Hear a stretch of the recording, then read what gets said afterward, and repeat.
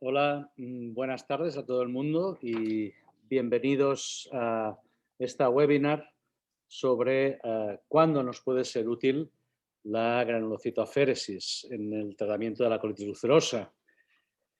Esta webinar tiene sentido si pensamos que la colitis ulcerosa eh, dispone de un arsenal terapéutico menor del que disponemos en la enfermedad de Crohn y que probablemente, aunque sea menor la proporción de pacientes que requieran tratamiento inmunosupresor en relación a la enfermedad de Crohn, en la colitis ulcerosa la mayoría de fármacos que utilizamos tienen una eficacia menor que en la enfermedad de Crohn y además las consecuencias de la refractariedad a la enfermedad son mucho peores. Es decir, la cirugía en la enfermedad de Crohn puede no tener que ser el último eslabón de la cadena terapéutica, sino que muchas veces debería ser el primero porque nos da una solución a un problema concreto sin deteriorar la calidad de vida del paciente. En la colitis ulcerosa esto no es así y aunque se puede vivir sin colon, la vida sin colon no es ni mucho menos una vida cómoda, ya sea por el hecho de estar abocado a una ostomía definitiva o por el hecho de llevar un reservorio anal que, como todos vosotros sabéis, la calidad de vida se ve muy disminuida e incluso de alguna forma dictada un poco por el funcionamiento del reservorio. En este sentido, hemos planteado esta webinar en un momento en que van apareciendo nuevos fármacos, pero que de momento los nuevos fármacos que van saliendo tampoco son superiores a los anti-TNFs, que son los que mejor funcionan, ¿no? en la enfermedad inflamatoria intestinal.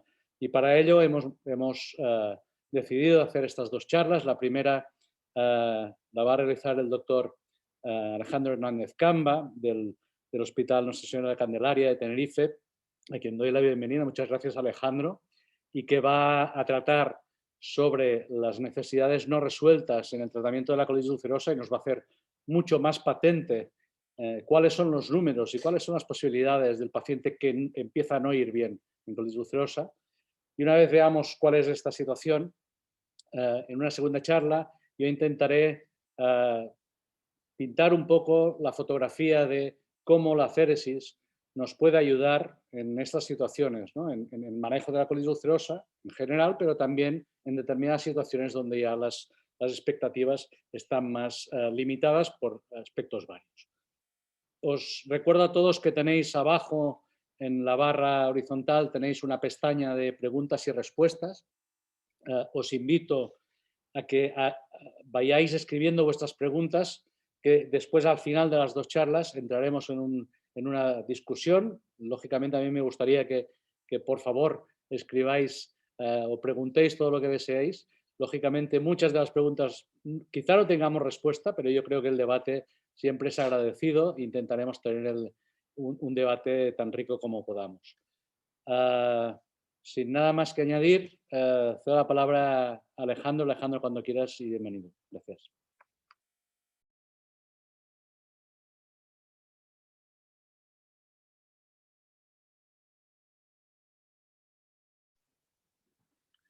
Hola, buenas tardes. ¿Se me escucha? Sí, ¿verdad? Bueno, buenas tardes. Gracias, doctor Domenech, por su presentación.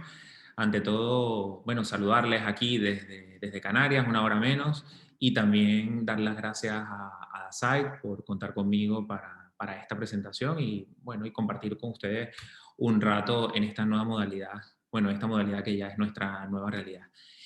Para mí es un honor dar esta charla o comentarles a ustedes estas pinceladas sobre las necesidades no resueltas en el tratamiento de la colitis ulcerosa, sobre todo de ser telonero del doctor Domenech, y espero estar a la altura del compromiso. Sin más preámbulos, bueno, comentar. El objetivo principal del tratamiento de la colitis ulcerosa es inducir y mantener la remisión a corto plazo y a largo plazo, y también un objetivo más a largo plazo sería evitar las colectomías, evitar el desarrollo de cáncer de colon y la discapacidad. Específicamente, la remisión clínica, pues que se define o que incluye la resolución de los síntomas clínicos definidos como el cese del sangrado rectal, la mejoría del hábito intestinal, todo esto libre de corticoides. Con respecto a la curación mucosa, pues sabemos que la curación, la remisión endoscópica se asocia con una mejoría de la remisión clínica a largo plazo, disminución del uso de corticoides e inclusive disminución de la posibilidad de colectomía. Y esta se define como el Mayo 0 o 1 endoscópico. Con respecto a existe otro objetivo que sería la remisión bioquímica, que no es más que la normalización de los parámetros bioquímicos indirectos, como son la calprotectina y la PCR, que como bien sabemos se correlaciona con la remisión clínica y la remisión histológica.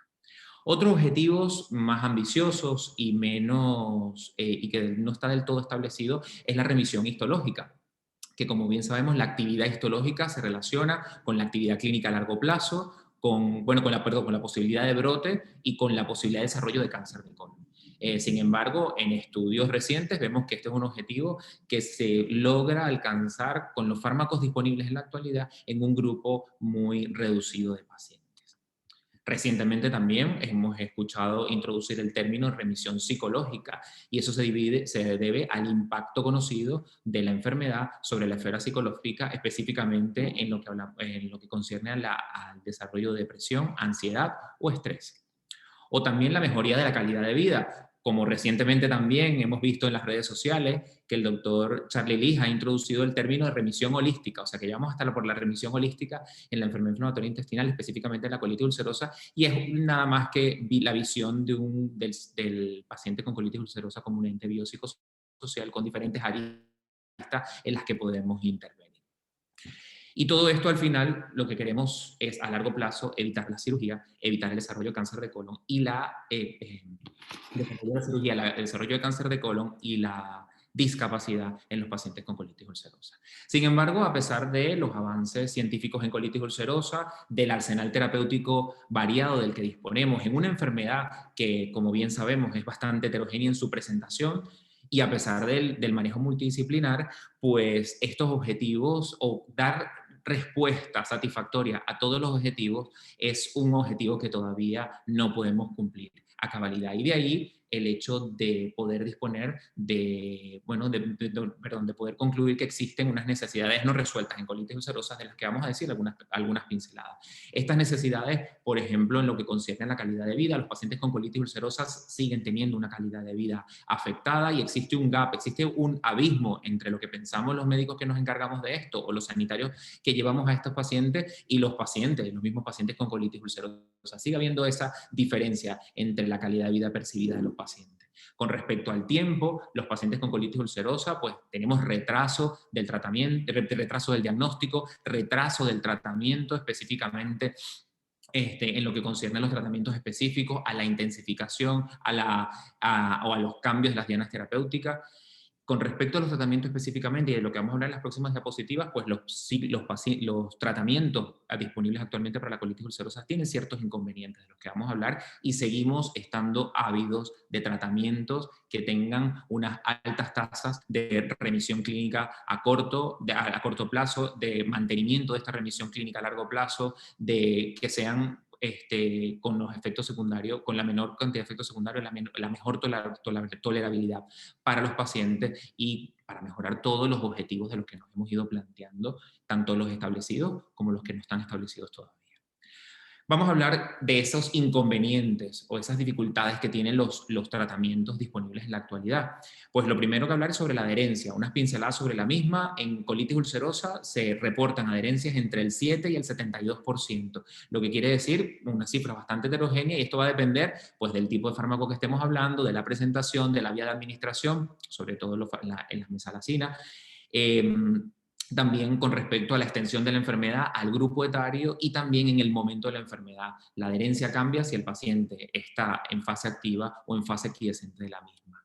Con respecto a la exposición a corticoides, pues como sabemos, los corticoides son fármacos muy eficaces en inducir la remisión, muy rápidos, sin embargo están asociados a efectos secundarios bien conocidos por nosotros, inclusive la posibilidad de fallecimiento en análisis a 10 años cuando se compara con pacientes sanos de la misma edad en estudios de observacionales hasta 10 años.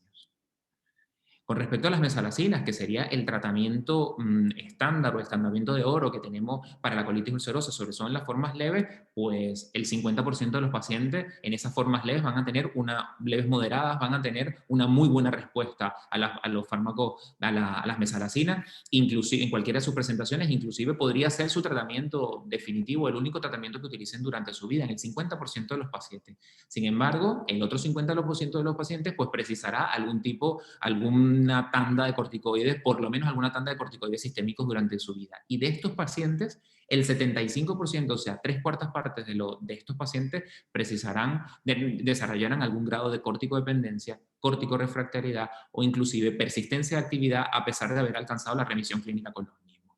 Es allí donde las guías de práctica clínica nos recomiendan en los diferentes algoritmos, pues la introducción de otros fármacos de otras líneas, como serían los inmunomoduladores y los fármacos biológicos, de los que vamos a dar solo unas pinceladas. La satioprina, que es el inmunomodulador que más hemos utilizado y que se utiliza en colitis ulcerosa, en ensayos clínicos 60% de eficacia en mantenimiento. Esta eficacia, inclusive en los estudios de práctica clínica, puede llegar hasta cifras del 80%.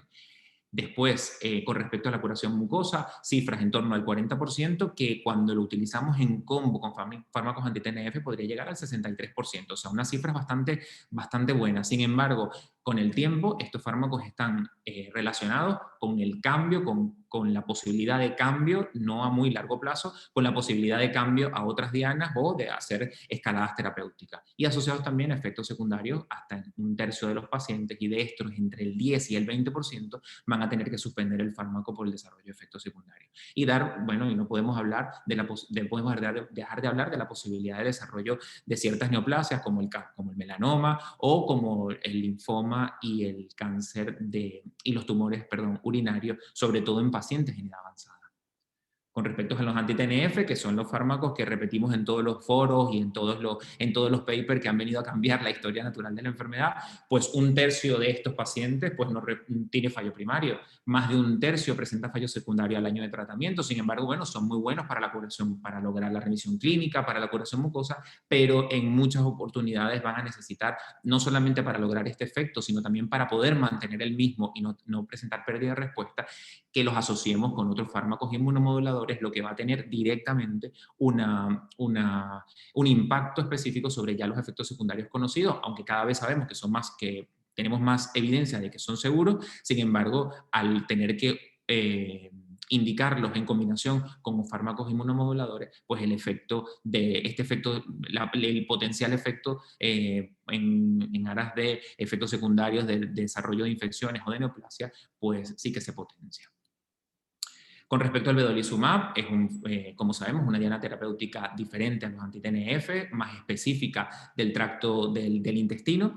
En los ensayos pivotales, buenas cifras de respuesta y de remisión clínica, muy parecida a la de los fármacos anti-TNF, con 50% de curación mucosa al año. Sin embargo, tienen un hándicap conocido, aunque no del todo documentado, del hecho de que son un poco más lentos. Y al ser un poco más lentos en su mecanismo de acción o en lograr los objetivos que se quieren con los mismos, pues precisarán en el devenir del tratamiento probablemente la utilización de otros fármacos como los corticoides que ayuden a alcanzar esa remisión clínica que en algunas oportunidades no puede esperar el efecto del fármaco, lo cual estaríamos añadiendo probablemente comorbilidad o añadiendo posibilidad de toxicidad o de desarrollo de efectos secundarios. Más de 1/3 de estos pacientes van a presentar fallos secundarios durante al menos en el primer año de tratamiento. Sin embargo, tienen un indudable perfil de seguridad, buen perfil de seguridad, como también lo tienen otros fármacos de los que vamos a hablar. El ustekinumab tenemos menos experiencia porque tiene menos tiempo en el mercado y porque se ha metido, por lo menos en nuestra experiencia, se ha metido el COVID en el medio, pero sí podemos decir que son fármacos muy rápidos, 53% de respuesta y 35% de remisión clínica en la semana 16, con buenas tasas de curación mucosa y remisión clínica y con un potencial de persistencia muy bueno, 63% de persistencia a la semana 52, y que si se comporta como en otras enfermedades como en el Crohn, probablemente pues sea un fármaco que nos ayude a mantenerse en el tiempo. y con muy buen perfil de seguridad, como ya nosotros lo conocemos y lo manejamos. El tofacitinib, que ha sido la última incorporación a nuestro arsenal terapéutico, tiene la ventaja de que es un fármaco que se da por vía oral, que se tiene que dar en monoterapia, o sea, que funciona en monoterapia, con muy rápido, 53% de respuesta, 35% de revisión a la semana 8, pero tiene el hándicap de que no lo podemos dar en pacientes embarazadas, que hay algunos pacientes que con factores de riesgo específicos no estaría indicado o estaría contraindicado su uso por la posibilidad de desarrollo de efectos cardioembólicos y que también bueno, tienen una incidencia un poco más aumentada del desarrollo de ciertas infecciones, como por ejemplo el herpes zóster.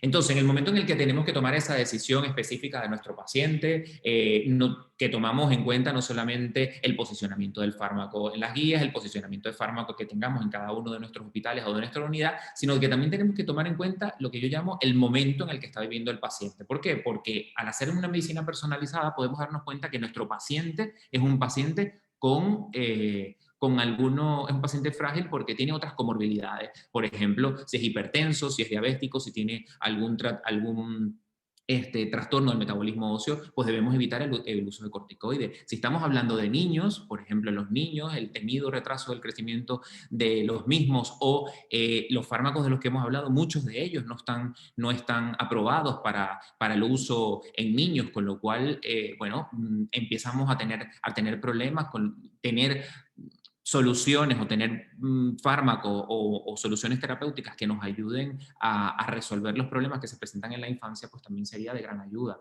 O, por ejemplo, en situaciones como las que nos ha venido de repente el año pasado con la pandemia del COVID-19, que la tenemos todavía. Al principio no sabíamos qué seguridad tenían los fármacos que estamos utilizando, cómo inducir a la remisión o cómo mantener a nuestros pacientes libres o con menos posibilidad de desarrollo de COVID o de COVID grave. Hoy día ya tenemos un poco más de experiencia y un poco más de información al respecto. Sabemos que debemos evitar los corticoides, que debemos evitar el uso de fármacos inmunomoduladores o incluso de fármacos de combinación de los mismos, pero bueno, que tener estrategias más seguras siempre vendrá muy bien para el tratamiento de los pacientes con colitis ulcerosa o con enfermedad inflamatoria intestinal en general. Y otras situaciones como son los pacientes mayores, el embarazo o el desarrollo de ciertas neoplasias, que me gustaría hacer algunas pinceladas específicas. Con respecto a los pacientes mayores, pues entre el 25 y el 35% de los pacientes en nuestras consultas tienen más de 60 años, una enfermedad con una alta prevalencia, con una incidencia que va en aumento y con una baja mortalidad, pues es lo que tiene y que irá creciendo en los próximos años. Probablemente son pacientes que tienen más posibilidad de ingresar, de tener complicaciones, de mayor estancia intrahospitalaria, inclusive mortalidad en las mismas. Son pacientes que están más expuestos a infecciones severas, a infecciones oportunistas y mortalidad, sobre todo con el uso de los fármacos de los que hemos hablado anteriormente, bueno, en mayor o en menor medida dependiendo del fármaco del que estemos hablando. Que con la edad se tiene más riesgo de tener cáncer de colon, tener cáncer de intestino delgado, linfoma, melanoma, relacionado con los fármacos inmunomoduladores o los fármacos anti-TNF, por ejemplo. Que son pacientes que están también expuestos a otras enfermedades, que han desarrollado otras enfermedades, que necesitan tratamientos para poder estabilizar o mantener las mismas, con lo cual van a estar expuestos a utilizar otros fármacos que potencialmente pueden interaccionar con los nuestros, que también será un problema a tomar en cuenta. Que con la edad, que con el tiempo se toleran peor los tratamientos tópicos, probablemente no solamente por tolerancia, sino por dificultad para la autoadministración de los mismos, y que son pacientes que desde el punto de vista psicológico pues pueden tener alguna alteración no solamente específica por su edad, sino también por el desarrollo de depresión, ansiedad o estrés en el contexto de su edad y el contexto de la enfermedad, con lo cual son pacientes que podemos considerar que son frágiles. Con respecto al desarrollo de ciertos tumores, pues los tumores o el desarrollo de neoplasia va a depender un poco si es un antecedente o si desarrolla la misma durante el tratamiento. Que en ese momento pues hay que valorar la enfermedad activa, la quimioterapia, la cirugía a la que posiblemente le hayan ofrecido al paciente para tratar de o mejorar o curar su enfermedad, en contraprestación con la colitis ulcerosa, si está activa, si solamente si que precisa o no precisa inmunosupresión. Con lo cual en ese momento no es tan fácil o no resulta tan fácil como que tenemos fármacos que son seguros, que se pueden utilizar o que no se pueden utilizar, sino que al individualizar al paciente, pues tener opciones que nos permitan, o probablemente necesitamos opciones que nos permitan bypassear este momento, darles opciones de momento al paciente o intentar que tenga o alcanzar una remisión clínica, por ejemplo, para poderse someter a una quimioterapia o para poderse someter a una cirugía, sin aumentar la comorbilidad y sin aumentar las posibilidades de infecciones o de cosas que empeoren su pronóstico o que eviten que podamos utilizar los fármacos que estarían indicados. Con respecto al embarazo, un poco más de lo mismo. Sabemos que la actividad es un factor de riesgo para tener alguna complicación obstétrica, que el embarazo, que el desarrollo fetal, que tenemos que tomar en cuenta el desarrollo fetal, que tenemos que tomar en cuenta las complicaciones y los antecedentes que haya tenido el paciente, no solamente la colitis, sino embarazos anteriores, y que esto en contraprestación de que si estamos ante una colitis activa, que si la paciente ha tenido un brote durante este embarazo o simplemente lo que queremos es hablar sobre la persistencia del mantenimiento. En este momento, igual, pues al individualizar la paciente, pues no siempre, a pesar de que los fármacos que tenemos son casi todos los fármacos, por lo menos en colitis ulcerosa, casi todos, excepto el tofacitinib, son fármacos que son seguros durante el embarazo, pero no siempre la mujer está por la labor de utilizar estos fármacos. No siempre el desarrollo fetal o las complicaciones que la paciente esté viviendo, si una paciente que esté ingresada, por ejemplo, nos permite iniciar o esperar a que estos fármacos den respuesta, con lo cual tener alternativas rápidas y seguras sería ideal en este escenario o en este momento que está viviendo la paciente. Con lo cual, un poco a modo de conclusión, pues las opciones terapéuticas existentes tienen importantes inconvenientes, son muy buenas, estamos muy contentos con lo que tenemos, pero necesitamos otras opciones. Y tienen inconvenientes que tenemos que saber y que al hacer una medicina personalizada los tomamos en cuenta, pero tenemos que tomar en cuenta también el momento en el que está viviendo el paciente individualizando. Que la adherencia a los tratamientos autoadministrados de la colitis ulcerosa es deficiente y que en eso tenemos que trabajar todos los días, sobre todo en pacientes en los que recordar que los pacientes con colitis ulcerosa quieren tratamientos orales, pero los tratamientos orales son los que peor adherencia tienen, con lo cual tenemos que trabajar en nuestras unidades por eso. Que se necesitan nuevas opciones terapéuticas, como he comentado en casi toda la charla, pues opciones terapéuticas que sean rápidas, que sean eficaces y que también nos den la posibilidad de que sean seguras. Y que estos agentes alternativos, que sean de un inicio rápido, de efecto clínico, serían valiosos no solamente en colitis moderada, sino también en colitis grave.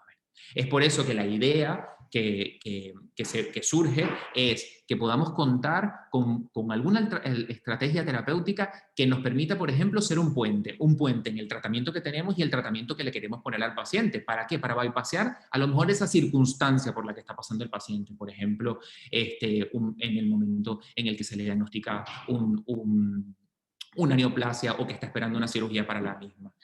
Unas estrategias terapéuticas que nos ayuden también a rescatar los fármacos que tenemos, no solamente con las estrategias que ya conocemos de intensificación, del uso de tratamiento con poco, sino alguna otra terapia que nos ayude a rescatar esos fármacos tan buenos, tan valiosos de los que contamos hoy día.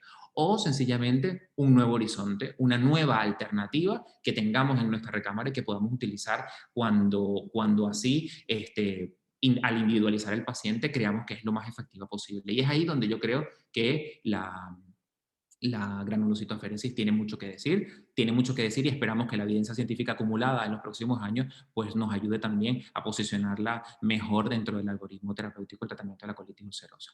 Bueno, pues nada, yo creo que hasta aquí mi intervención. Muchísimas gracias una vez más y abierto para cualquier duda o pregunta en la que buenamente pueda ayudar a contestar. Muchas gracias, Alejandro. Vamos a pasar a la segunda charla. Un momentito.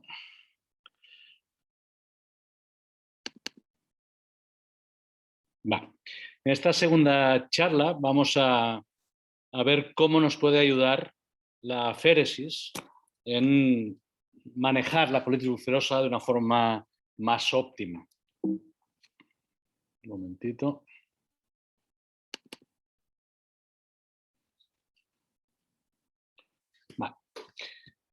Y lo primero que debemos tener claro es que cuál es la célula central en el proceso de la féresis, ¿no? Como sabéis, y ahora repasaremos brevemente, a diferencia de la enfermedad de Crohn, el neutrófilo tiene un papel mucho más relevante en la colitis ulcerosa y de hecho se considera que la infiltración neutrofílica es el paradigma histopatológico en la colitis ulcerosa.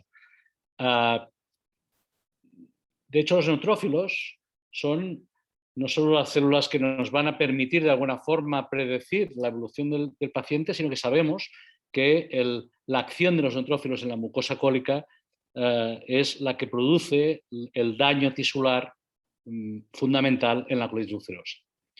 Aparte de eso, sabemos también que estos neutrófilos en la colitis ulcerosa tienen un defecto de funcionalidad, de forma que tienen una alteración en la apoptosis y por tanto su vida está prolongada, a diferencia de lo que sería un neutrófilo normal en un colon normal.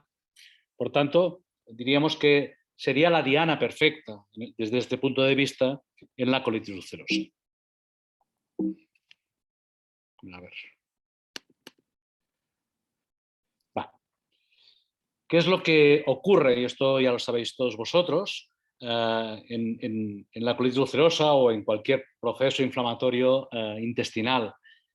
Como sabéis, las células inflamatorias que se hallan en el torrente inflamatorio, tras la expresión de una serie de moléculas de adhesión endotelial, se producen una serie de fenómenos que son fenómenos progresivos, consecutivos. Primero está el fenómeno de rodamiento, por el cual los leucocitos y los linfocitos van rodando por encima del endotelio hasta que finalmente quedan adheridos, es decir, quedan anclados al endotelio, y esto permite que a través de las fenestraciones de este endotelio puedan migrar hacia el tejido inflamado, en este caso el colon.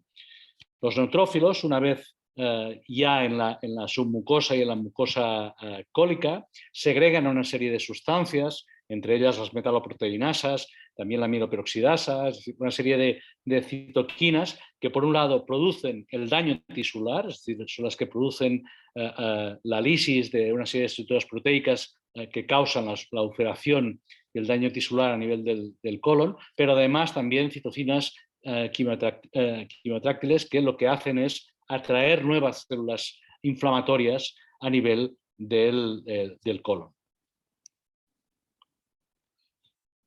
Tal es la importancia, la relevancia de los neutrófilos en la colitis ulcerosa, que si revisamos los índices histológicos, especialmente los que han sido más nombrados, no voy a decir más utilizados, pero yo creo que esto va a ser un concepto que cada vez más se va a utilizar, todos ellos utilizan la infiltración neutrofílica como un parámetro, no solo un parámetro más en la clasificación histológica de gravedad de la enfermedad, de la actividad de la enfermedad, sino que son el factor que más peso tienen en estos índices. Y así ocurre en el primero que se desarrolló, que fue el índice de Gebos, de este histopatólogo belga, que, como sabéis, en 3 de los 5 factores que se incluyen, las 5 gradaciones que incluyen de gravedad, el neutrófilo tiene una especial relevancia.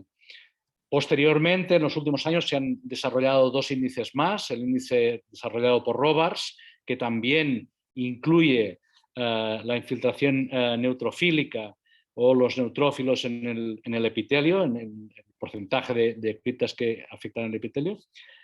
También demuestra una vez más que el neutrófilo es la célula primordial en la gradación de la gravedad. Y por último, el índice de Nancy, que también en base al papel, el protagonismo que adquiere el neutrófilo en las biopsias mucosas, pues se grada de menor a mayor gravedad la enfermedad. Y de hecho, si vamos a aquellos estudios que han intentado evaluar desde un punto de vista histológico cuál es el factor que mejor predice la recidiva clínica, una vez más volvemos al neutrófilo. Esto es una revisión sistemática con metaanálisis que se publicó ya hace ya unos años, pero como podéis ver, aquellos parámetros que incluían los neutrófilos, como pueden ser la cantidad, el número de neutrófilos en el epitelio o en la lámina propia, o los accesos de criptas, que son nada más que la expresión del ataque de neutrófilos a las criptas, eran los factores que resultaban significativos en un mayor número de estudios, y además se veía que en aquellos pacientes que recidivaban, la positividad de estos factores se daba casi en el doble que en aquellos pacientes que no recidivaban. Por tanto, una vez más, la demostración de que el neutrófilo es una célula primordial en la colitis ulcerosa.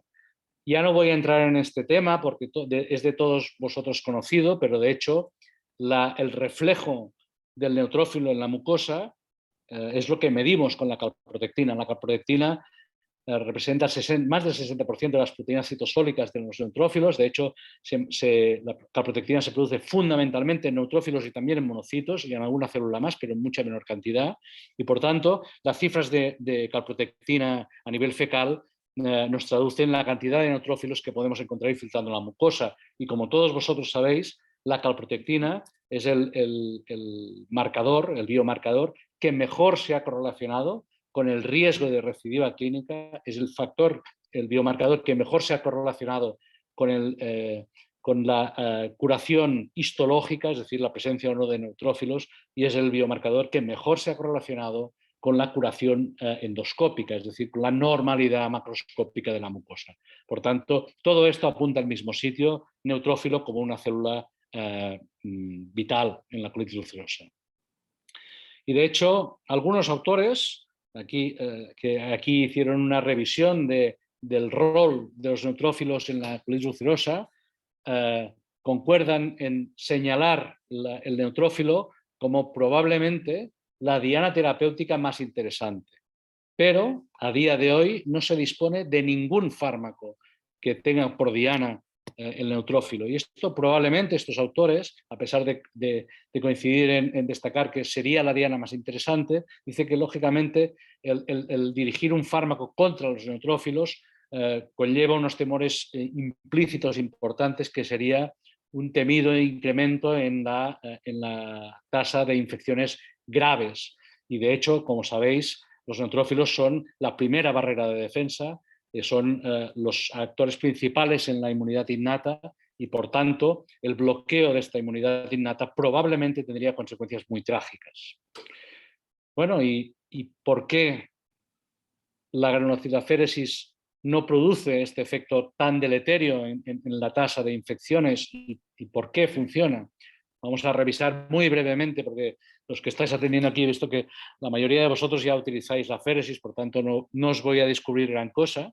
Sabéis que es un procedimiento, no es un tratamiento farmacológico, es un procedimiento vena a vena, en la cual de forma importante, porque es uno de los factores que puede limitar la aplicabilidad del tratamiento, necesitamos dos accesos venosos, una para la salida de la sangre y otra para el retorno de la sangre.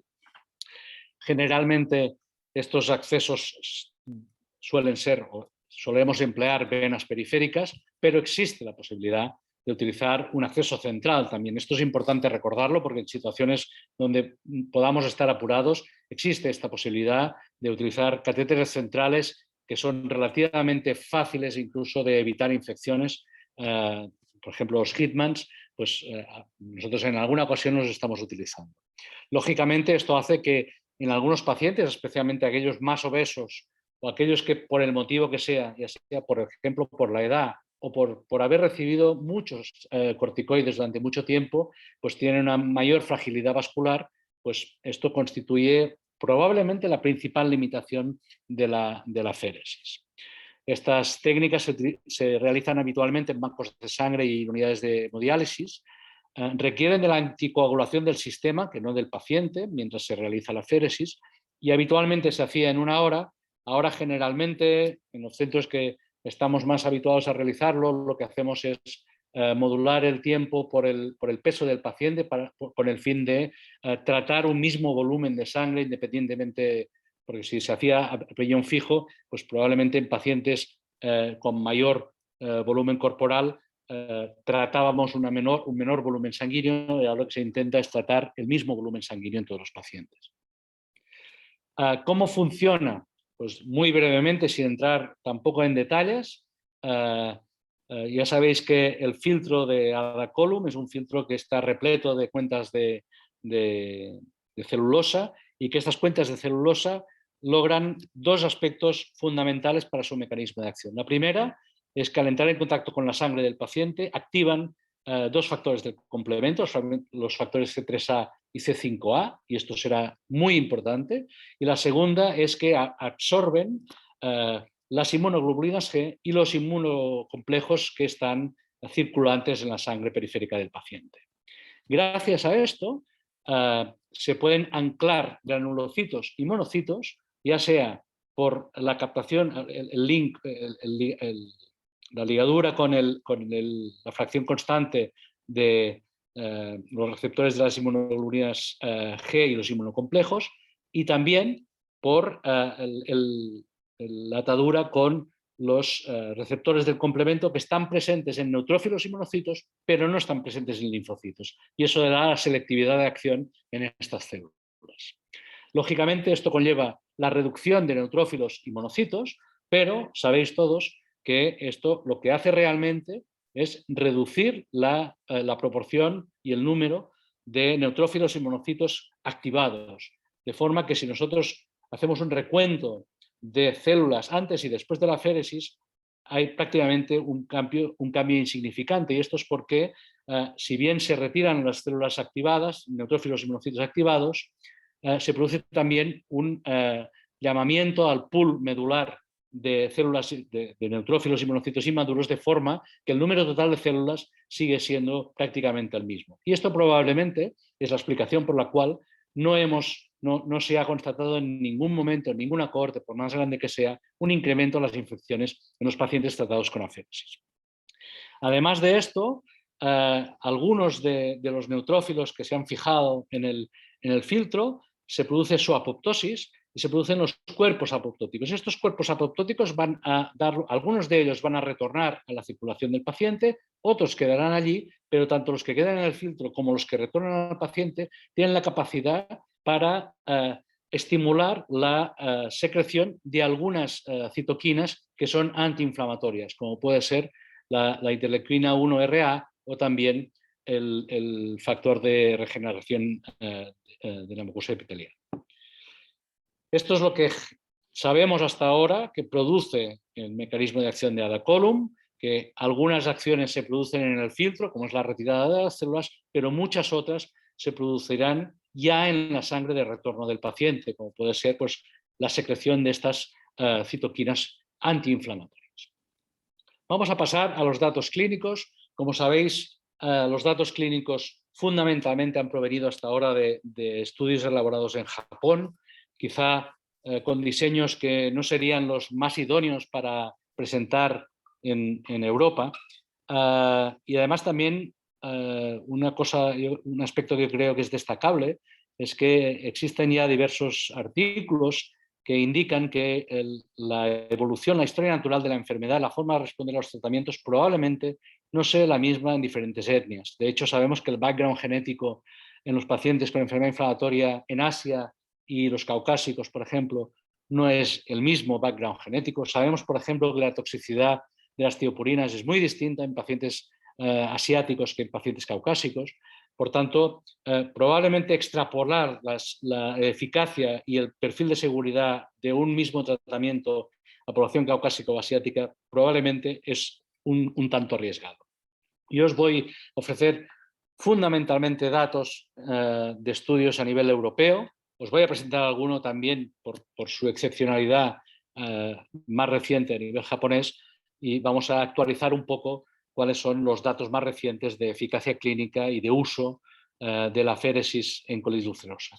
Este es el estudio Ática, prácticamente todos vosotros lo conoceréis.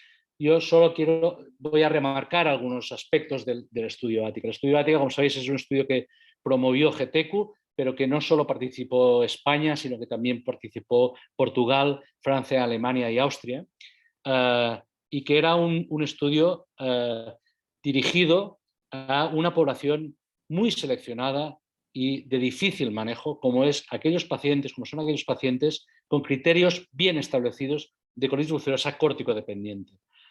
De momento no disponemos de ningún estudio con biológicos que sea dirigido específicamente a estos pacientes. ¿Por qué? Porque la tasa de respuesta en estos pacientes no es la misma, es mucho menor.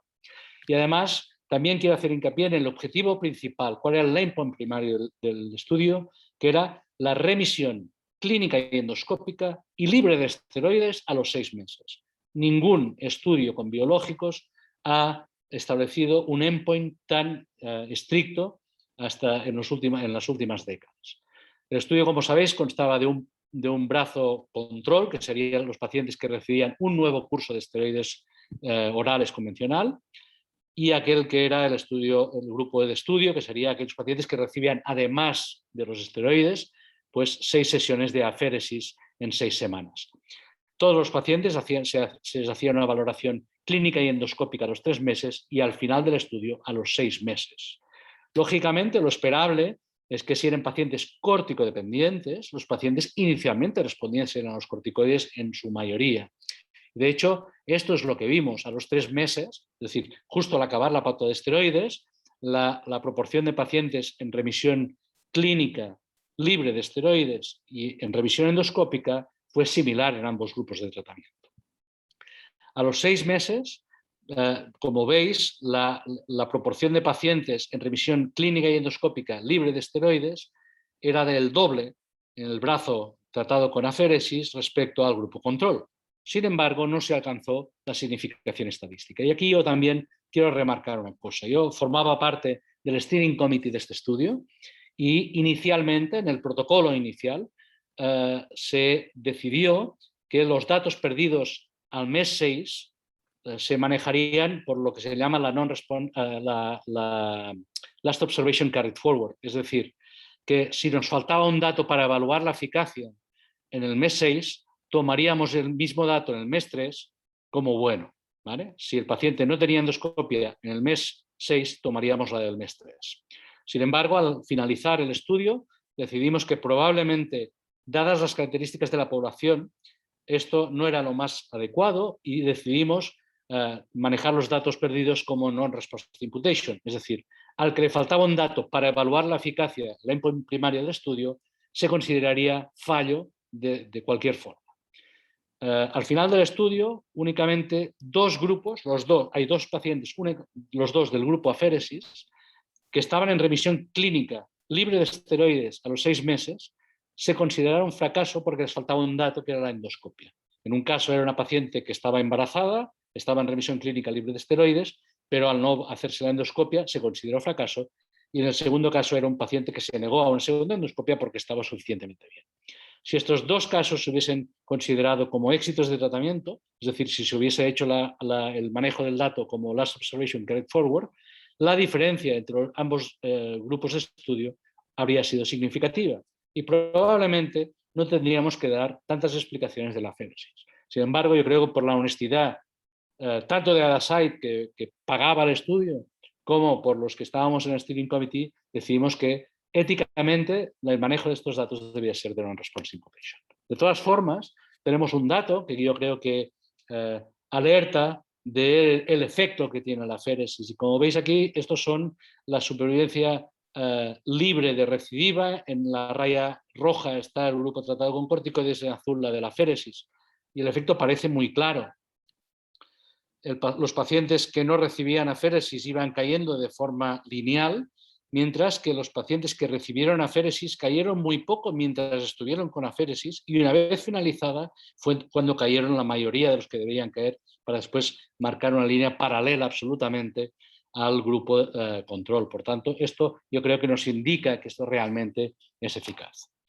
El segundo estudio que os quiero comentar es el estudio ART, es un estudio también multicéntrico europeo, es prospectivo pero abierto, que se realizó en Gran Bretaña, Alemania y Francia, en pacientes con colitis ulcerosa refractaria y que recibían entre 5 y 10 sesiones de aféresis de forma semanal a criterio del facultativo y cuyo objetivo principal fue la revisión clínica a los 3 meses. Destacar aquí que el 90% de los pacientes eran fracaso de tiopurinas, 40% fracaso de anti-TNF y hasta un 30% fracaso de tratamiento combinado azatioprina con anti-TNF. Y a pesar de ello, yo no os muestro los datos del objetivo primario, sino un objetivo secundario, que era la revisión clínica libre de esteroides. Como podéis ver, a los 3 meses esto se cifraba prácticamente en el 30%, y lo más importante, ya que estos pacientes no recibieron ningún cambio más ni ninguna aféresis más allá de los 3 meses, este porcentaje se mantuvo prácticamente fijo a lo largo del seguimiento, que fue hasta 1 año de tratamiento. También, de forma importante, y pese a este grupo tan selectivo de pacientes refractarios, la colectomía al año solo se registró en un 14% de los pacientes, es decir, nuevamente un dato más que demuestra que la aféresis realmente sí es eficaz en estos pacientes.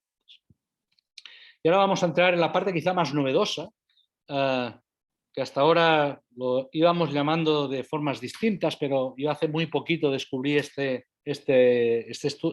artículo de revisión en el que revisaba lo que han venido a llamar la Dual Targeted Therapy.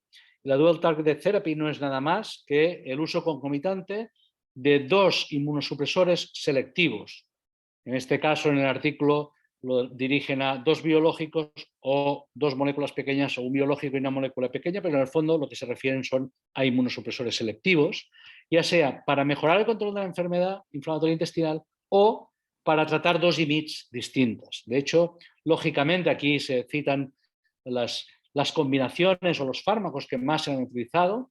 Lógicamente, los que más se han utilizado de forma combinada son aquellos que tienen un mejor perfil de seguridad, por tanto, vedolizumab y ustekinumab. ¿Y por qué cito esto? Porque yo creo que aquí también deberíamos incluir la aféresis, porque es un tratamiento inmunosupresor selectivo de los neutrófilos, y por tanto también podría tener su lugar. Y de hecho, así nos lo ha querido hacer ver Iago Rodríguez Lago, que ha publicado 2 series, la primera de ellas de pacientes con fallo primario, respuesta incompleta o pérdida secundaria de respuesta de anti-TNF, pacientes con colitis ulcerosa, a los que trataba con nanocitaféresis. Como podéis ver, casi mitad y mitad eran no respuesta primaria o pérdida secundaria de respuesta. La mitad iban todavía con corticoides a pesar de estar activos, y 1/3 iban con tiopurinas. Y como podéis ver, el índice de Mayo parcial se reducía ya al primer mes de tratamiento. De hecho, esto también se constataba a nivel de las cifras de calprotectina, y 1/3 de los pacientes, tras 8 meses de media de seguimiento, seguían libres de intensificación del fármaco, libres de switch a otro fármaco y libres de colectomía, lo cual yo creo que en este tipo de pacientes son datos destacables. En una serie ya mucho más, hay algún dato también en Japón que ha buscado el efecto que podía tener la aféresis sobre los niveles de fármaco, y en este estudio, que incluye muy pocos pacientes, veis que aquí hay 3 pacientes en los cuales a la que se inicia la aféresis, lo que los autores destacan es la caída en los niveles de todos los pacientes de proteína C reactiva, de al menos algunos, y esto conlleva el incremento en los niveles valle de infliximab, como podéis ver en estos 3 pacientes. Esto, lógicamente, son datos muy preliminares, se tendrá que ver qué pasa. Sí que puedo añadir aquí que en esta pasada EG, el grupo de la C de Valencia, de Belén Beltrán, ha comunicado los datos del efecto que tiene la aféresis de forma inmediata sobre los niveles de fármaco, de forma que evaluaban los niveles antes y después de la aféresis, justo antes y después, y veían que no había diferencias. Por tanto, no parece que la aféresis de forma inmediata capte fármaco, por tanto no lo retira de la circulación, y esto es un dato bueno, yo creo. Y esta segunda serie, que es la serie de vedolizumab de Iago, ya con menos pacientes, con 8 pacientes, pero bueno, un poco rememorando la serie de fallo anti-TNF, y que añadía aféresis, pues en este caso, lo mismo, en el 40% de estos 8 pacientes retiró los corticoides, el 40% prácticamente alcanzó la remisión clínica sin nuevos fármacos, y el 60% evitaron la colectomía. Por tanto, datos yo creo que esperanzadores, y que probablemente en el futuro podremos ampliar con datos de otros centros. Ya por último, os quiero comentar los datos de un estudio, porque es una pregunta que a menudo se hace muy bien, en pacientes que están realmente mal y que les añadimos la féresis, ¿hasta cuándo podemos mantener la féresis? Esto es una pregunta que prácticamente no teníamos respuesta. Sí que existen algunos pocos estudios de mantenimiento, pero eran estudios retrospectivos con probablemente poblaciones sesgadas, y este artículo se publicó el año pasado en Journal of Gastroenterology. Es el primer estudio prospectivo, aleatorizado, eso sí abierto, en pacientes que habían alcanzado la revisión clínica endoscópica con aféresis, es decir, que ya habían respondido a aféresis y que se aleatorizaban para seguir con aféresis cada 2 semanas o seguir con el tratamiento de base que ya llevaban, que se permitía tanto la mesalazina como las tiopurinas. Como podéis ver, no se alcanzó una significación estadística entre ambos grupos, si bien había una tendencia clara, sobre todo en el largo plazo, a una mayor tasa libre de recidiva en el grupo aféresis, y de hecho, cuando vamos punto por punto, la remisión clínica no alcanzó la diferencia, la significación estadística por muy poquito, 0.054, sí que se alcanzó la remisión endoscópica, es decir, para un subscore de Mayo de 0,1, que aquí se alcanzó la significación estadística, y cuando se buscaba la curación endoscópica, Mayo 0, una vez más se rayó, se rasgó la significación estadística en este 0.051. Por tanto, datos que estimulan a pensar que realmente la féresis en algunos pacientes también la podemos utilizar como tratamiento de mantenimiento.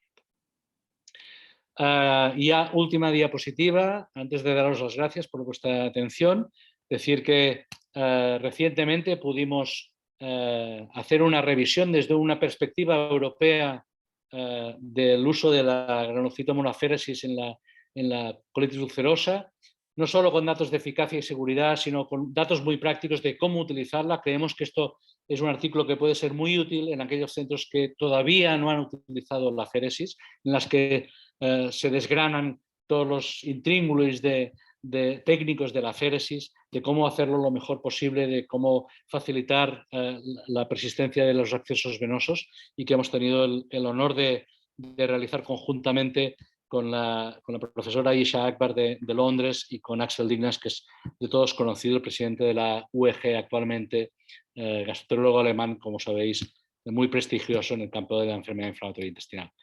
Y esto es todo, muchas gracias. Pasemos ahora a la discusión, si os parece.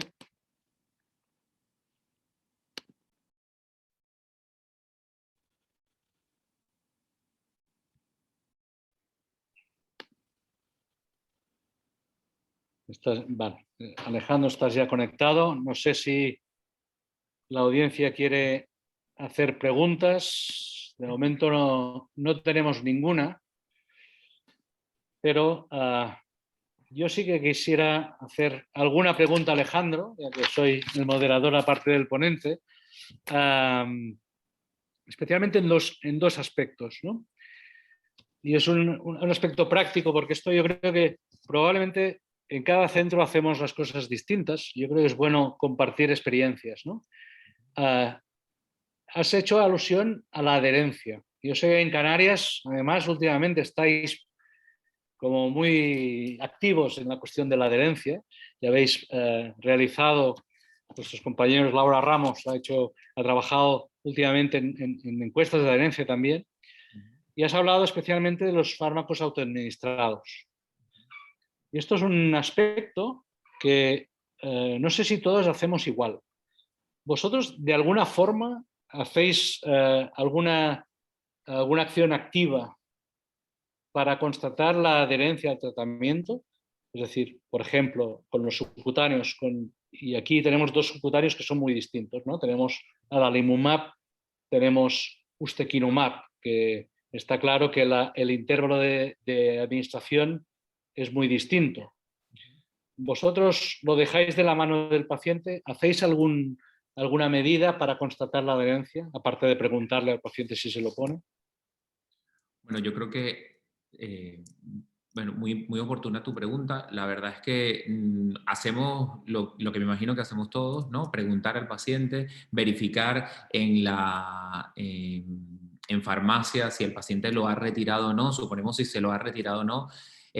Cuando lo que sí hacemos es que cuando sospechamos que no hay adherencia o cuando sospechamos que el paciente pueda, que no tenga adherencia suficiente, ponemos estos fármacos, aunque sean subcutáneos, los ponemos en hospital de día, ¿no? Vamos al paciente directamente, se los pone en hospital de día.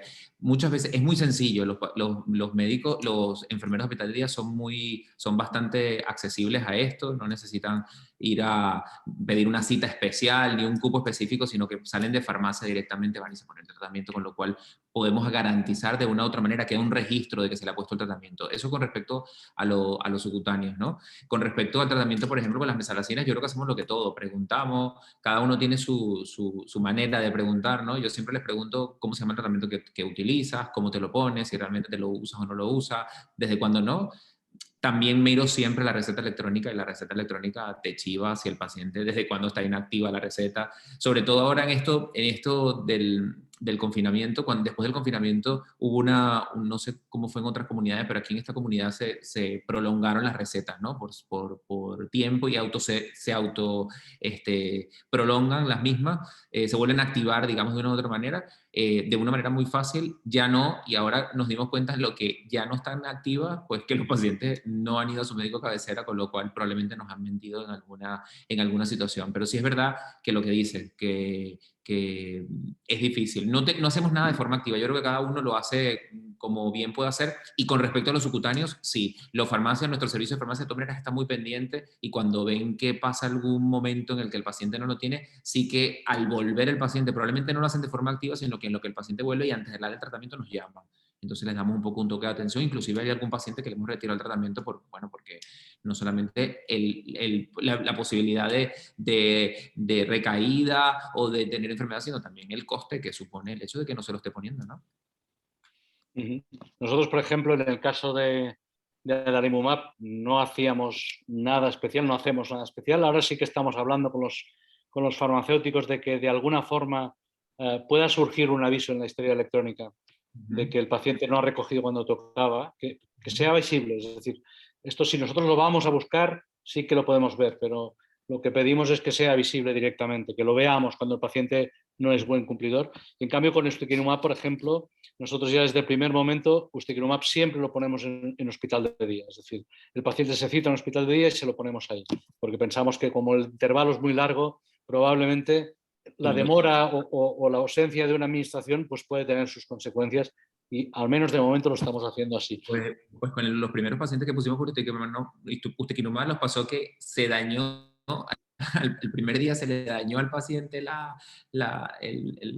lápiz, ¿no? el bolígrafo, y de manera que no se pudo rescatar, con lo cual hemos pedido una dosis entera del subcutáneo, con lo cual las primeras dosis, hasta que el paciente no está del todo seguro y el enfermero nos dice, mira, este va a ser un buen cumplidor, yo creo que ya no tiene que venir aquí, por lo menos yo en mi práctica sí que los mando a hospital de día. Además, te digo, no representa un problema. Es verdad que, bueno, estamos haciendo que el paciente, como el paciente viene y tú vienes a farmacia, el ustekinumab no importa, no vienes a farmacia, subes y te lo pinchan, tampoco es un problema. Con el adalimumab sí que tenemos algún paciente que se pincha en hospital de día, pero pues, ¿no? Por lo mismo que comentamos. Y también otra cosa, utilizando niveles, nosotros utilizamos mucho los niveles para el seguimiento y para tomar algunas decisiones. Sí nos hemos dado cuenta, ¿no? De algún paciente que de repente no tiene niveles, y no tiene niveles porque cuando te das cuenta dices, oye, ¿tiene una pérdida? Pues no tiene una pérdida, es que el paciente no se lo está poniendo cuando vas directamente a buscarlo, ¿no? También nos ha pasado. Tenemos una pregunta del público, de Laura, precisamente, de Laura Ramos, que nos pregunta sobre experiencias de aféresis con tofacitinib. No sé si tú, Alejandro, tienes experiencia. No, yo sé por qué te haces la pregunta. Yo tengo una experiencia. Y ella también, eso te la hace. No te puedo decir que ha sido positiva, pero bueno, esto sirve para, de alguna forma, escenificar un poco lo que puede ser la colitis, ¿no? Voy a intentar resumirlo brevemente, aunque es difícil. Es una señora que es farmacéutica, que me vino con una colitis corticodependiente y ya tratada con azatioprina de otro centro, y que, como era corticodependiente, en ese momento yo decidí tratarla con infliximab. La señora, a la primera dosis, mientras estaba poniendo la primera dosis de infliximab, hizo una reacción cutánea extrañísima, que los dermatólogos la catalogaron como una reacción alérgica, como una dermatitis alérgica, que no habían visto ni ellos nunca. Bueno, decidimos pararle el infliximab ya, la pasamos a adalimumab, en ese momento no teníamos nada más. La señora con adalimumab, vaya, nos contaba las cosas más horrorosas, que le picaba la piel, que no sé cuántos, que no sé qué, pero como estaba mal de la colitis, seguimos, y al final se puso bien. Se puso bien, pero después empezó a decirme que notaba que las encías las tenía raras. Yo la verdad es que me decía, pues no sé. Y ella, como es farmacéutica, llamó a Avi y le dijeron, sí, es una retracción de encías y esto lo puede dar a adalimumab, lo tiene que parar. Entonces paró adalimumab, se quedó con azatioprina, pasamos 2 años bien, a pesar de que la piel le seguía picando, y al final la diagnosticaron de una urticaria refractaria, una urticaria idiopática refractaria, y la trataron con un biológico, que es un anti-IgE, una cosa extraña también. Y no sé si fue por este biológico o casualidades de la vida, después de 2 años de estar bien, se puso mal, le pusimos vedolizumab, no hizo nada, le pusimos tacro añadido a vedolizumab, intoleró el tacro, le tuvimos que retirar todo. Entonces le dije, mira, te pongo tofacitinib, con eso, todo esto, la señora, el brote no estaba muy sintomática, analíticamente estaba anémica, con una trombocitosis importante. Dije, bueno, pues le pongo heparina, le pongo tofacitinib, a ver qué, le retiro el Imurel, 4 semanas, nada. Y entonces ella misma, que en el centro donde la habían diagnosticado hacía bastantes años, la habían tratado en primera línea con aféresis, me dijo, oye, ¿por qué no me pones eso del filtro? Y dije, bueno, pues era una opción, sí. Entonces fuimos a banco de sangre, no tenía venas periféricas, con lo cual le pusimos un Hitman. La señora, hoy la he visitado, por eso me la ha recordado, hoy la he visitado, llevaba 2 meses y medio con un Hitman puesto, no ha hecho ninguna infección. ¿Vale? Inicialmente con la aféresis mejoró en que dejó incluso de hacer rectorragia, redujo el dolor, desapareció, tenía dolor abdominal importante, fue la izquierda, pero hicimos 10 sesiones en 6 semanas y después pasamos a una semanal. Y a pesar de esto, la señora empezó a hacer uveitis, y con lo cual hoy hemos decidido que vamos a volver a cambiar de tratamiento, pero bueno, vamos a utilizar lo que nos queda, que es ustekinumab, pero con poca fe ya, porque la señora está otra vez peor de la colitis. Es decir, la experiencia no ha sido buena, pero yo creo que, bueno, quizá lo que pasa con aquellos tratamientos que esperamos mucho en utilizar, ¿no? que finalmente pues no funcionan, ¿no? Y probablemente esto sea una de las causas. Pero bueno, es la primera, sí que la tenemos la experiencia, no ha sido buena. Inicialmente sí que lo fue, pero después hizo una pérdida otra vez de la respuesta. Probablemente con los tratamientos combinados o la posibilidad de combinar, en los primeros casos o en muchas experiencias puede ser llegar un poco tarde, ¿no? Porque confiamos en el tratamiento, ¿no? Confías en el TOFA, confías en el vedo, ¿no? Y llegas un poco tarde, ya lo tengo vedo intensificado, igual el paciente está un poco más machacado, que quizás es el contexto en el que la aféresis se quede un poco corta, ¿no? A lo mejor, no sé, a lo mejor si es un paciente en el que lo podemos pensar, ¿no? En el que lo podemos pensar antes, pues igual, no sé, cuando tengamos factores predictivos de respuesta, ¿no? Para eso necesitamos experiencia. No, el hacer la terapia dual, de hecho, en las series de Iago hay algunos que la empezaron de inicio, ya infliximab y aféresis por lo que pudiese pasar, ¿no? Entiendo yo. Quizá esto sea más difícil empezarlo así, ¿vale? Pero bueno, yo creo que tampoco hay, esta persona, por ejemplo, esta paciente, pues ha quemado muchas líneas, ¿no? Es decir, que cuantas más líneas quemas... ¿Le comenzaste la aféresis a esta paciente un poco para dar juego? No sé, Laura, no me acuerdo muy bien el caso de Laura, pero empezaste la aféresis cuando ya habías pasado a 10 miligramos a un segundo ciclo de 10 miligramos, por ejemplo, o de entrada en los primeros cuando viste que no había respuesta. A las 4 semanas estaba con 10 miligramos y yo ya le añadí la aféresis porque es que no había mejorado nada en absoluto. Y la verdad es que hacía sufrir un poco, ¿no? Y bueno, mejoró. De hecho, sigue con 10 miligramos. No le he bajado la dosis de tofa todavía, pero bueno, ahora se lo voy a parar todo, ¿no? Pero bueno.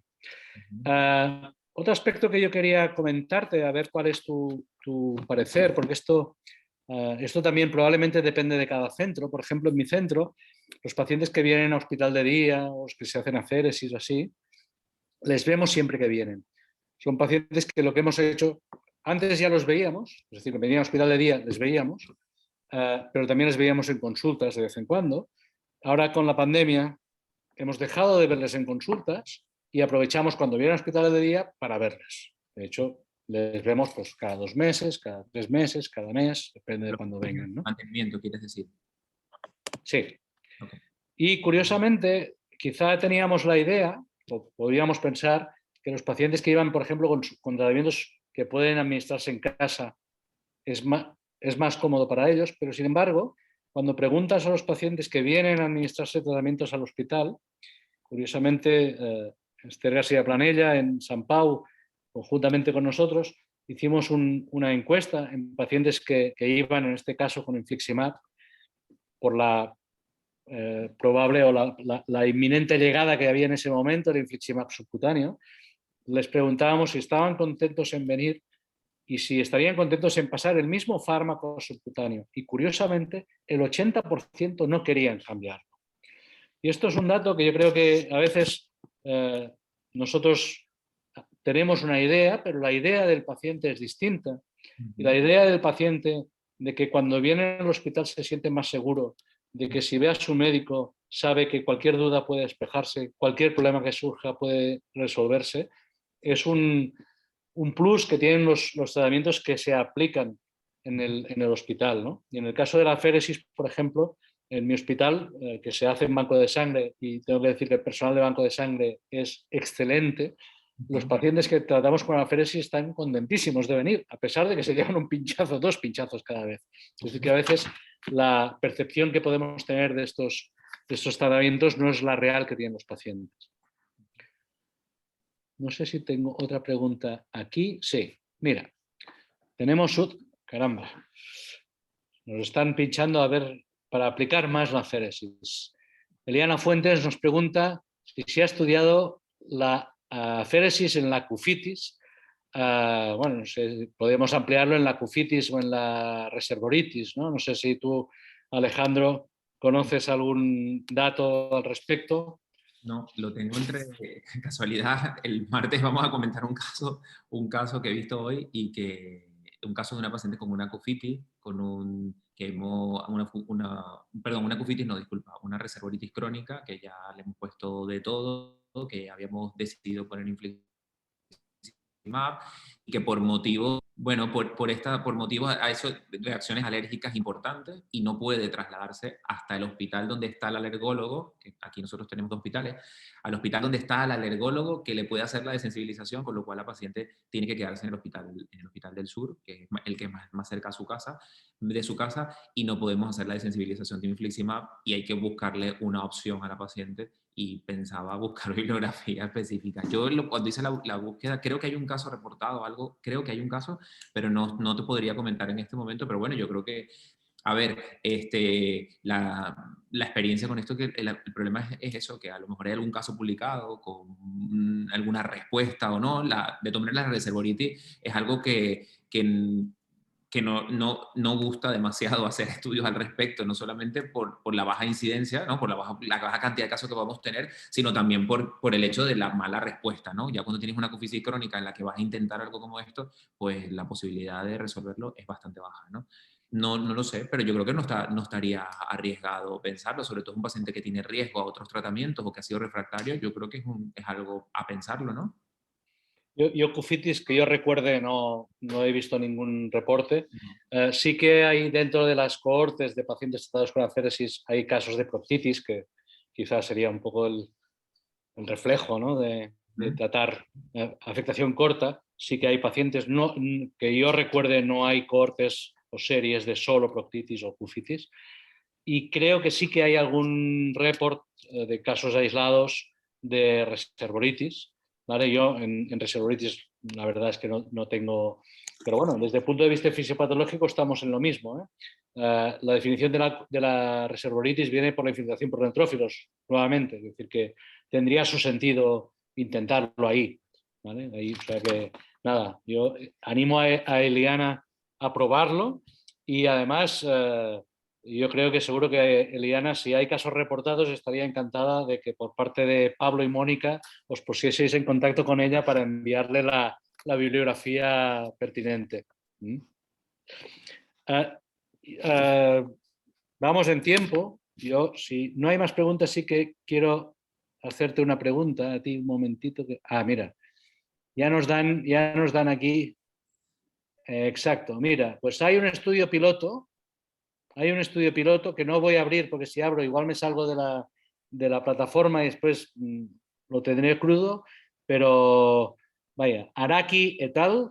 En el Journal of Gastroenterology de 2008 hay una serie de reservoritis, o sea que no íbamos equivocados, había datos con reservoritis, no sé cuántos pacientes son,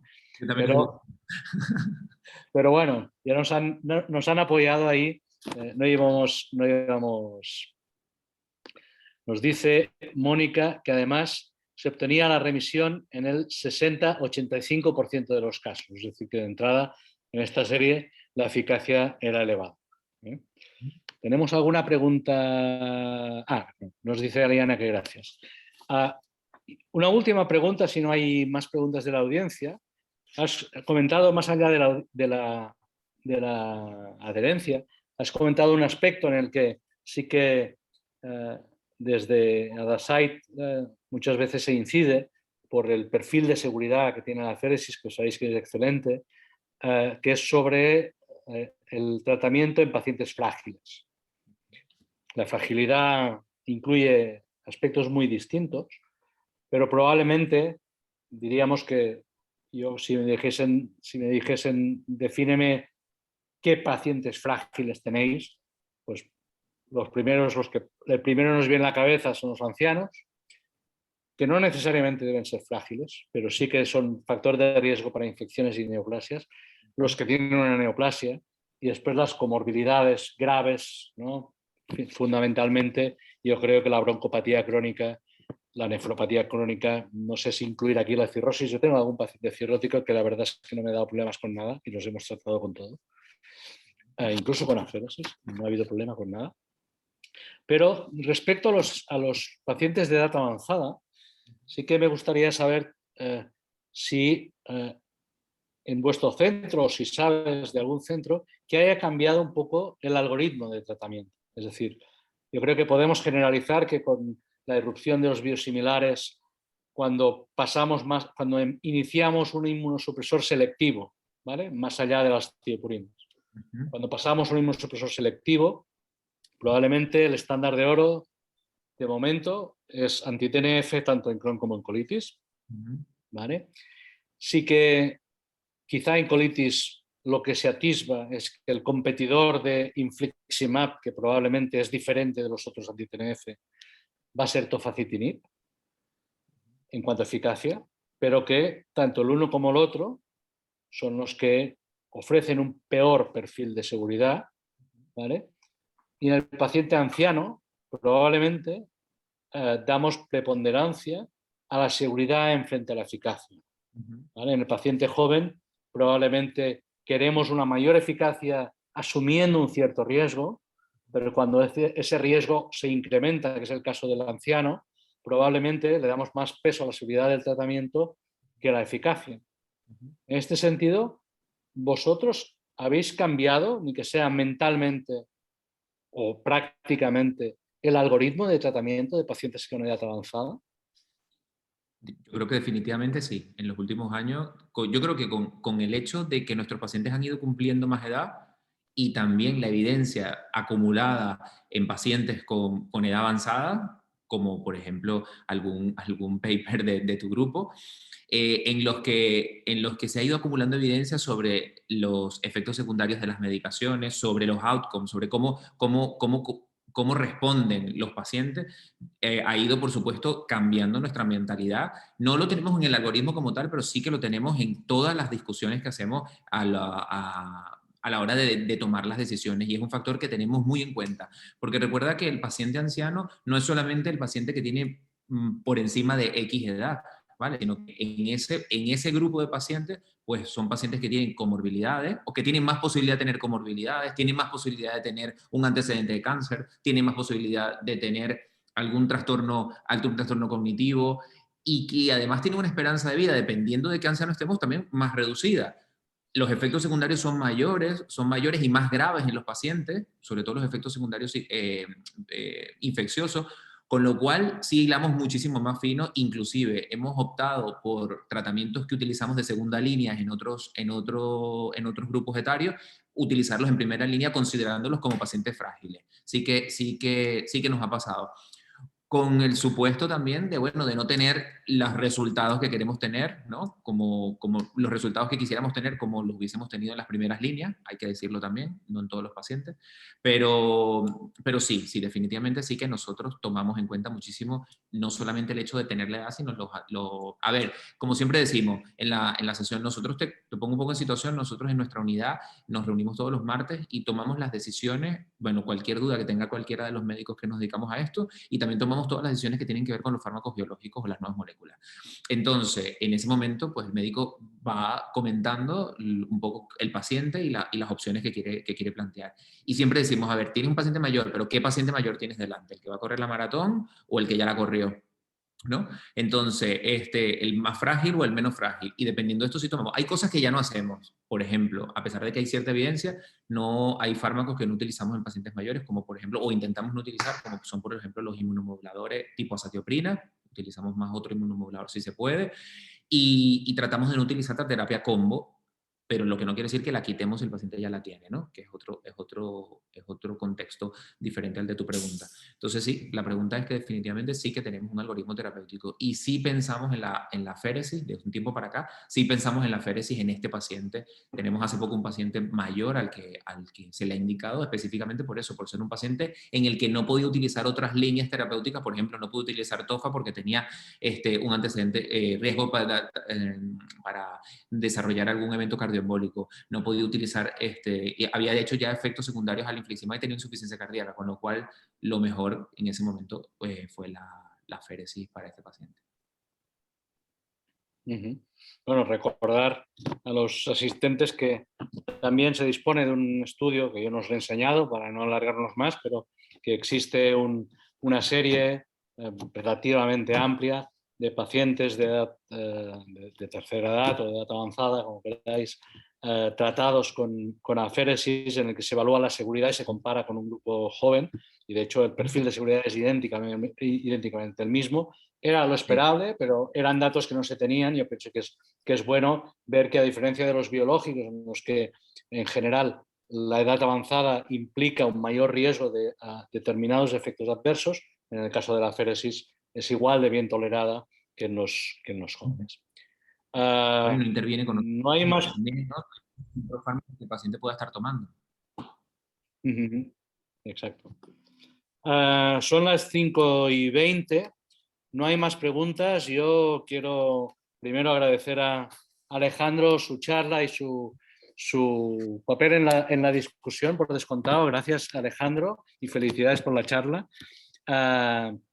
Y en segundo lugar, agradecer a todos los asistentes. Estamos a mediados de junio con sol. En Canarias seguro, en la península algunas zonas están con tormenta. En Cataluña hay amenaza por aquí de tormenta ahora, pero bueno, a pesar de todo hace calor, por lo cual se agradece que a estas horas de la tarde pues estéis conectados aquí.